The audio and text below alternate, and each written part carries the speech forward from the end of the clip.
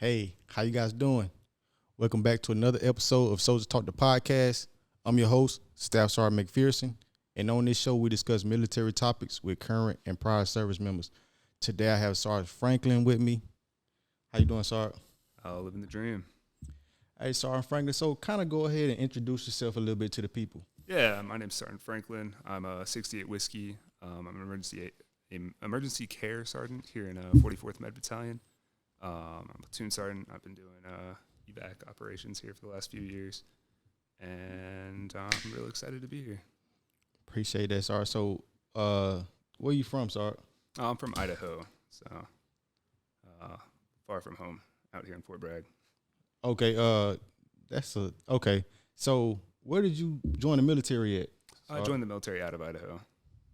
Went through basic training in Fort Sill, went down to Fort Sam Houston afterwards, attained my MOS of 68 Whiskey, and then I served in Fort Leonard Wood. I worked in the hospital out there, General Leonard Wood Army Community Hospital. I worked in the emergency department for a couple of years.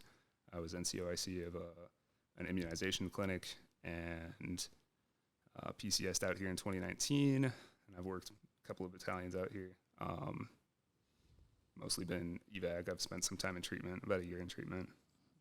Okay, so you've been here. How long you been here at Bragg? Since 2019. So what is that? 3 years.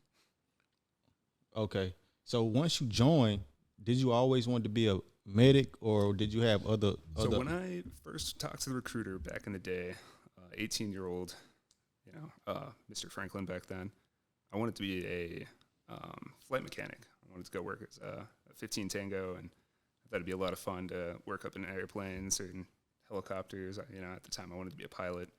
I had brain surgery when I was a kid, so the aviation process, like going through all of the waivers, was taking a long time. And during that time period, I went to school and I was working as an EMT.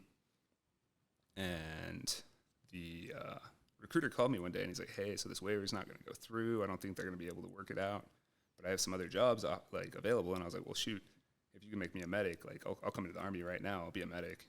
And I think it was maybe 2 weeks later, I hopped on a bus and flew out. Quite the trip, from Idaho. I went to Montana, and then I went to Utah. I flew from Utah into Oklahoma, went to basic training, and the rest is history. Okay, so basic training. So what was your experience in basic training? Basic training's the same for everyone. We all learn to shoot a weapon, and you do like your basic warrior tasks and drills. We did some land nav, and then you have those first aid classes. And I just remember it really sticking out to me, like, oh, this is some cool stuff. Like care under fire. This is exciting. I'm gonna be a medic, and this is what I'm gonna do. I was really pumped about it. I think that's kind of what I was going to talk to you today about, was like that care under fire aspect of being a medic, and just as a soldier, like warrior task level 1, everything that falls under care under fire. Okay. Yeah. So what about the? You remember the experience where? Did you go to? What was your experience like when we did the care under fire? Like when the live rounds. You remember that part of basic training? Like the Nick at Night stuff. Yeah. As far as that goes, my experience was getting kicked in the face. That's crazy. I think all of us had something like that. A bunch of people crawling around underneath or up above you. I wouldn't say that I did much military medical treatment at that point in time, but are you talking like what we do as far as the actual care under fire, the first aid lanes that we do in basic? Oh, did that part suck for you? Because I know it sucked for me. It definitely it does have some suck to it. It was raining. I do remember that. It was raining the whole time we were out there, and they actually canceled, I think, the last hour or so while we were out there. The last stragglers were coming across the line, and they're like, nah, just like stand up. We're coming inside. Go. The rain's coming down, and it's those gravel pits. So it was like filling up with water, and they're like, just get out of there. Like, let's go. Come on. We're going home. So it was quite the night. That's okay. So, sorry, what about AIT? Like, AIT is really exciting. So, I was a state certified EMT. Before you got to? Before I got to AIT. So, I showed up thinking I was going to be promoted to specialist and all excited. And they're like, you're state certified. So, you're going to go do the NREMT with everyone else, which ended up being a really cool experience. I got to go through all of EMT school with everyone else. I think we do 6 weeks. So, it's a very compact EMT class. You just get pushed through. You learn all of the basics of being an EMT, all the basics of being a medic, and then you go on to the whiskey side of things. And on that side of the house, we did a lot of trauma-related stuff. We start working with, like, stopping the bleeds and doing more of the advanced medicine at that point. It was kind of cool. Okay. So one of the things that we was going to cover today was the bleeding control. Is that a part of the shock management or what? So as a medic and as any soldier, really, anyone who's CLS qualified, one of the big things that you go through is just bleeding control, right? And shock management is part of bleeding control. In the algorithm, when we go through, anytime somebody's injured on the battlefield or off the battlefield, honestly, I've done more bleeding control on car accidents and firearms accidents, little things. I would say that bleeding control is one of the huge aspects of any kind of medicine. There's only a certain amount of volume within the human body as far as blood goes, and a big part of what we do is keeping that blood in the body, right? Like, medicine doesn't work if there's not air going in and out. It doesn't work if there's not blood in the body. Got to keep them warm.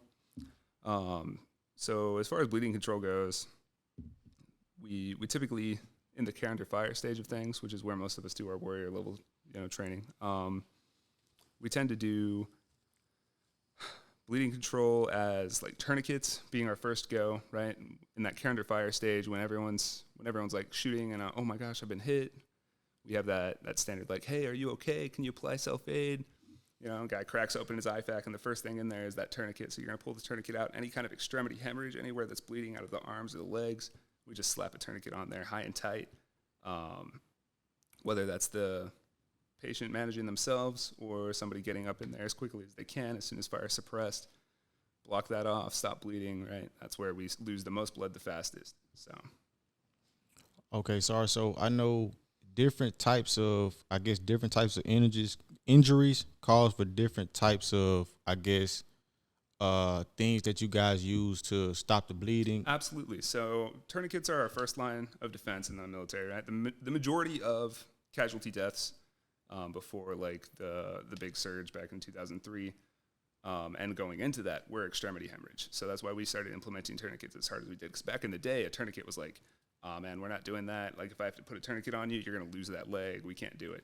Now we're a little bit more understanding in the way that medicine's evolved and developed. 'Cause medicine's always being practiced. It's never like an exact science. So we started using these tourniquets. We started blocking off everything, outside of the box. You go into it though, right? And somebody gets shot in the neck, the groin. We start working on like some more advanced like wound packing, and we have a lot of like different bandage techniques that we use for that. As far as that goes, that's usually something that falls more into the medic side of things. But every IFAK is equipped with combat gauze. So also cracking open that IFAK, you got your combat gauze. The goal of that is just to like stick it into the hole, right? Combat gauze. I wish we had. It would be awesome if we had some kind of an example right now, but yeah. You just pack that in as deep as you can, basically as much as you can, and keeping it in as tight as you can. Wrapping something around it, keeping it secured inside the hole. That's like the big goal of combat gauze. That's only for like those inguinal injuries, though, for the most part, or those like joint injuries. Sorry, inguinal being like in the groin, axillary would be up here. What we're looking for is like stopping the bleed in every aspect. So with the tourniquet, you got the tourniquet, we got combat gauze. If somebody's shot through the trunk, right, we typically just like slap an occlusive dressing on there. That's that hyphen that you have in the IFAK. It's just basically a piece of plastic to cover the hole, right? You're putting a Ziploc bag over something so it stays fresh, it stays closed, it stays like clean, and it keeps that air from coming in because your chest is like almost a vacuum, right? The way your lungs function is on a vacuum. So we seal it up so that the vacuum can continue to move. And then we've also got the combat gauze, we've got the hyphen, we've got tourniquets. That's actually pretty much about it. We've got some other gauze to wrap things up. Anything like lower in the abdomen, we're going to worry about eviscerating trauma. That's where the guts are kind of hanging out, or there's a lot of soft organs in there. So the big thing on that is just making sure that it's covered and they're not hanging out and they're not exposed to everything. Okay, sorry. So have you seen the movie Black Hawk Down? Yeah, it's been a minute, but I've seen the Black Hawk Down. So I don't know if you're familiar with the part. Hold on, was it Black Hawk Down? No. Have you seen all of? Hold on, what was it? Dead Presidents. I haven't seen Dead Presidents. Okay. Well, it was a part where like they was in war. Lawrence Tate, they was in war, and one of the guys kind of wandered off, and then they ended up finding the guy.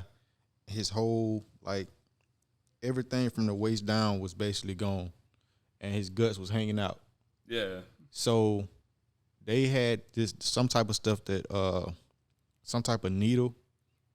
It was, I don't know what it is. A syringe full of like little white, like expanding gauze. I guess to keep him alive, like they gave him a needle. They were saying if you give him 2 of these, he's gonna die. So I don't know if we keep that inside the IFAC or it was something like. So in the IFAC, we do have like our combat pill packs, and we have the in a CBRN environment, you also have the auto injector with all the different what is it? I think it's atropine and a couple of other agents that we keep in there. Mm-hmm. I don't know that I can think of other than the X stats, which are something that like if there was a bullet hole or something, they kind of stick it in there and they inject, and it sets off like almost like the combat gauze. It's an expanding wound filler. I mean, it could be epinephrine in the movie. I haven't seen it, I'm afraid, but yeah, something like epinephrine would. It's a vasodilator, so you're constricting. Or I'm sorry, not a vasodilator. It's a pressor. So you're constricting the vessels, like keeping everything tight, which increases blood pressure. That's all I can think of on that. Okay, what I was trying to get at was I know it's different things y'all use for different injuries. Absolutely. So like if I got my arm chopped off, if I was dismembered from the waist down, that's a different type of. Yeah, so I mean, if you had your arm chopped off, I'd put a tourniquet on you probably, right? We'd try and get up there high to begin with, and then after I have some time to like work and make sure there's no other injuries and like you're gonna make it, I can start adjusting that tourniquet down lower so that we can preserve as much of your arm as possible. As far as like your legs being completely blown off of your body, from the waist down, I don't know that there's a ton that I'd be able to do for you. I'm sure I could bandage you up as best as I can. If it was an evisceration where like your guts are kind of hanging out, there's a whole lot that I can do to try and better the situation. We have antibiotics. We have, that shock management that we were talking about, right? Anytime somebody gets injured, you start losing blood, and blood's really warm, right? So when we talk about like shock management, one of the big things that happens to patients is they get hypothermic, right? You're losing this hot fluid out of your body, and it brings your whole core temperature down. So we try and get you wrapped up in a blanket. We have heating blankets. The Army's really cool about like these, heated blankets. You ever use like hot hands? Right? It's like a blanket full of hot hands. So we wrap you up in that, brings your temperature back up, keeps you warm, keeps your blood flowing well, keeps like all the coagulation factors going well. And then for that evisceration, we could pack everything up in there, try and keep it. We don't stick things back into your body, right? That's like a surgeon's job. But we can like keep it up there and wrap it around with like a clean dressing and hold you together until the surgeons can really patch you together and put you back into one piece. Okay, so if you first come in contact with something like that, you come in contact with it's a body just laying there. You see the blood. You see he's laying in a puddle of blood. Mm-hmm. So what's the first thing you look for? I mean, in that, I'm looking for signs of life. I mean, if I'm coming up on a body and there's blood everywhere, I need to see, like, is the blood still coming out of him? Does he have breathing? Is there a pulse? Is there anything I can even do to help this guy? If he's talking to me, if he's screaming his head off, like, obviously I know he's alive, but if he's unconscious, I got to get down there and make sure that there's something happening. I got to, depending on where the injury is, if I see spurting blood, I'm going to quickly assess, like, where's the blood coming from? If it's a limb, I can throw a tourniquet on it and stop the bleeding right then and there. And that would be my first move is like, okay, do I see like active bleeding? If I see blood coming off of Sergeant McPherson's arm right here, I'm going to get that tourniqueted up. But if I come up to you and there's just like a pile of blood and a big puddle, I got to make sure you're alive, and it's even worth spending my supplies getting you there, Okay, because I mean, it's only a certain amount of things you can do, right? Like, say if Medics are few and far between. There's a lot of us, but there's really not that many when you need us. You know, there's only going to be one per squad, one or two per squad. Anytime we're outside of the wire, there's not going to be a ton of medics just running around. So he's got to preserve his supplies. The job of the medic is to make the most impact, saving the most lives with the best ability that he has, right? So there's not an indefinite amount of supplies. There's not a doctor. There's not a surgical team. There's not nurses. It's just that medic out there by himself doing the most he can with what's on his back. So if I have multiple casualties, I have to make those assessments like, hey, how many lives can I save and make the most impact on with what I have? That's like the laws of triage. okay. So there you guys go. Sgt Franklin basically just gave you guys basically some tools on bleeding control, the stuff you can do far as if you if you have like experience with someone who's losing not a lot of blood, whether it's extremity, how you say it? An extremity hemorrhage. Right? Extremity hemorrhage. Mm-hmm. Yeah, so it's different stuff that you can use.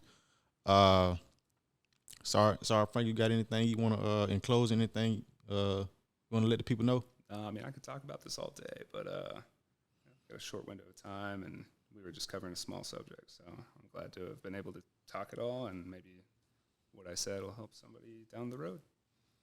Okay, you guys, you can also follow the podcast on YouTube. You can also follow the podcast on Facebook at Soulja Talk the Podcast.